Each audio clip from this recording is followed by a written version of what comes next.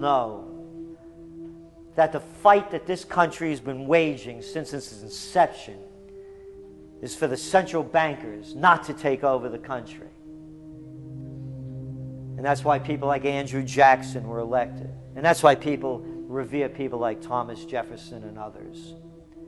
The takeover has happened, and it's a corporate takeover. Agents of the Bank of England attempted to assassinate President Andrew Jackson on multiple occasions because of his resistance against a private central bank being set up in the United States. And it was something that Abraham Lincoln warned. And this is, by the way, why I believe he was assassinated. This is the Lincoln quote. "The money powers prey upon the nation in times of peace and conspire against it in times of adversity. It is more despotic than monarchy, more insolent than autocracy, more selfish than bureaucracy. I see in the near future a crisis approaching that unnerves me and causes me to tremble for the safety of my country. Corporations have been enthroned. An era of corruption will follow, and the money power of the country will endeavor to prolong its reign by working upon the prejudices of the people until the wealth is aggregated in a few hands and the republic is destroyed." Wall Street has killed Main Street. So I know how unpopular it is to be seen as helping banks right now, especially when everyone is suffering in part from their bad decisions. I promise you, I get it. Up until about the Kennedy assassination and the beginning of the war in Vietnam, the United States is a very powerful engine for world progress. It's the assassinations, the Kennedy assassination, and the others in the 1960s, the beginning of the Vietnam War, and the beginning of the absolute domination of the Wall Street Group over every other interest. Nobody else counts except the Wall Street money masters. That has now made the United States into no longer a force for progress, but something very different, often a force for destruction in the world. The military-industrial complex has taken over the country along with the Wall Street gang. If you look also at the people that Obama has put on his appointments list, it's all Wall Street. It's government of Wall Street, by Wall Street, and for Wall Street. There's nobody from heavy industry. There's nobody from the auto sector, nobody from Silicon Valley, nobody from big oil, nobody from defense, no labor, no women, no retirees, no small business, nothing. It's pure Wall Street. The only people who have a voice in Obama's councils are Wall Street finance oligarchs. That's all there is. Nobody else counts for anything under Obama. It's the most extreme Wall Street administration we've ever had. Before his death, President Woodrow Wilson apologized to the public, regretting that he had been deceived by a group of international bankers and the country's financial system had fallen into their iron grip via the Federal Reserve Act of 1913. Whether sought or unsought by the military-industrial complex, the potential for the disastrous rise of misplaced power exists and will persist. Dwight D. Eisenhower, he warned the people that the military-industrial complex was taking over the country. Only 3 years after leaving office, President Eisenhower's prophetic warning concerning the threat posed to our system of government by the military-industrial complex came to pass. President John F. Kennedy had enraged the entire elite network. Now, Kennedy was brought in as somebody who was expected to be a puppet. It was thought that his pro-Nazi father, Joseph P. Kennedy, the bootlegger, the speculator, would guarantee that Kennedy would be obedient to the establishment.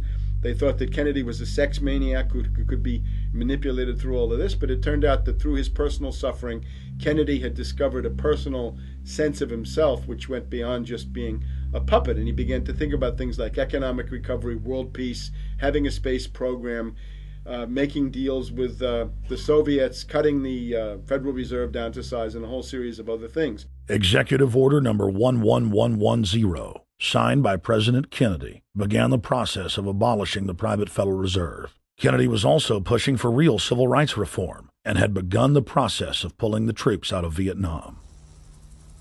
The last time you had an actual president was Kennedy. The oligarchs took swift and decisive action. when John Kennedy attempted to take the government back from the robber barons. He was brutally murdered.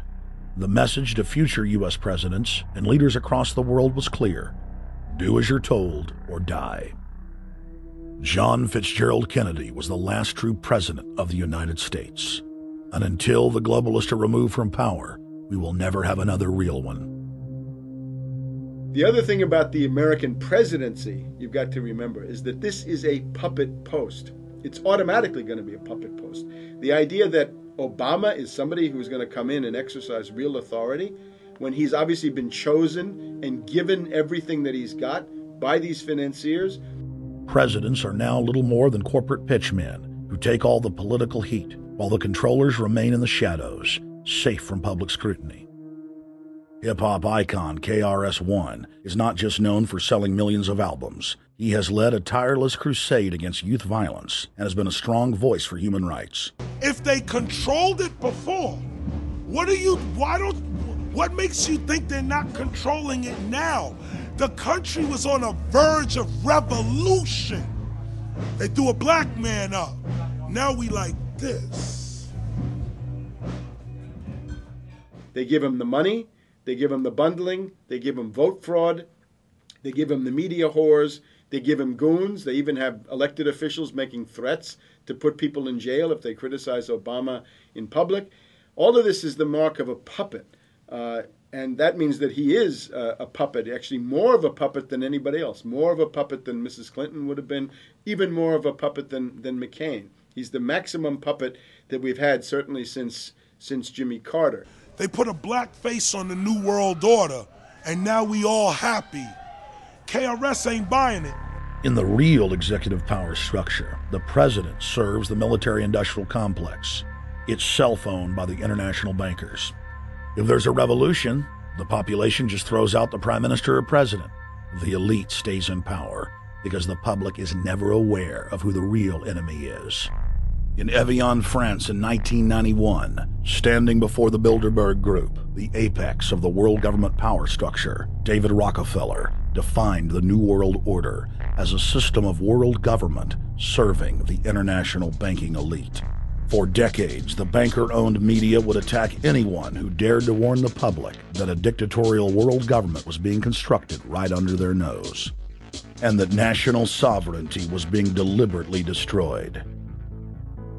And now, after years of denial, the media and the elite themselves are proudly announcing that not only is world government real, but it is the answer to the financial crisis that they carefully engineered. Suddenly, the Wall Street Journal tells us that the North American Union is here, and that getting rid of the dollar for a common currency with Canada and Mexico is good. The Financial Times of London, published by a member of the Bilderberg Group, crowed that a dictatorial world government had been kept in the shadows for our own good, and that it was now time for it to emerge from behind the curtains of national security. White House Chief of Staff Rahm Emanuel stated on record that they can't let this crisis go to waste. You never want a serious crisis to go to waste. And what I mean by that, it's an opportunity to do things that you think you could not do before. And Henry Kissinger, who gave Barack Obama his first job out of college, told national television that the economic collapse was a great opportunity to bring in the New World Order. He went on to say that Barack Obama was the perfect person to sell it to the world. But he can give a new impetus to American foreign policy, partly because the reception of him is so extraordinary around the world. I think his task will be to develop an overall strategy for America in this period when really a new world order can be created. It's a great opportunity. It isn't just a crisis. In June of 2006, our team traveled to Ottawa, Canada, to gather intelligence on the shadow government's agenda for the coming years. I think that's the Queen.